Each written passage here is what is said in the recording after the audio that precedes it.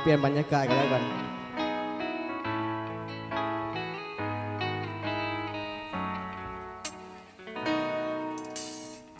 เพราะหากคำเดียวที่เจ้าเคยบอกจึงยอมให้เศร้าหลอกเจ็บซ้ำๆอยู่เรื่อยมาก็หูตัวดีว่าเจ้ามีคนใหม่แต่บ่กล้าที่จะเอ่ยไปกังวลว่าเจ้าจะบอกลาแต่ที่เก็บมากันเอาไว้ยอมให้เจ้าจงตามใจจึงทรมานแต่ใจคือยังต้องทนฝืนคอยยอมให้เจ้าแทงข้างหลังแทงแล้วถอดแล้วแทงซ้ำๆอยู่เรื่อยมา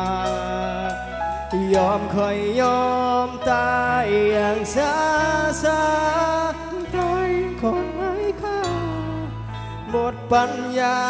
ที่จะหนีคำว่าฮักของเจ้าไป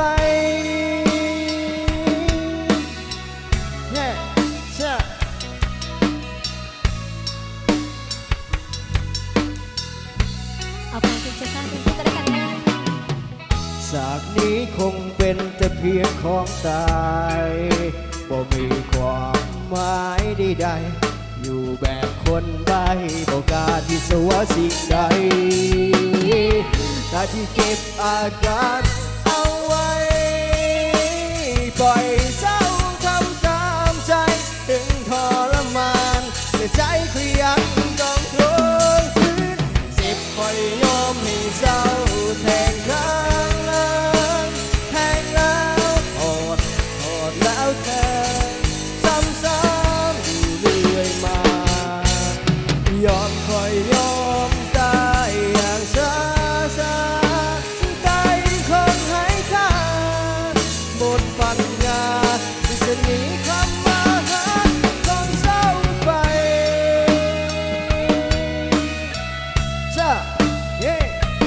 สูงมือสูงเด้อไม่ใช่สูงหลายไม่ใช่เป็นกีเตาเฮ้จ้าเฮ้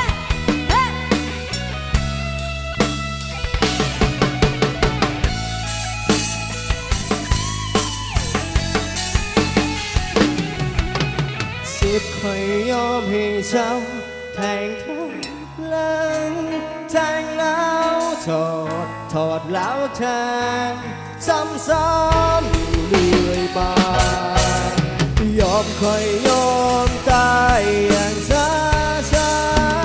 ตายยังคนให้ค่าหมดปัญญาที่จะหนีคำว่าฮักของเจ้าไป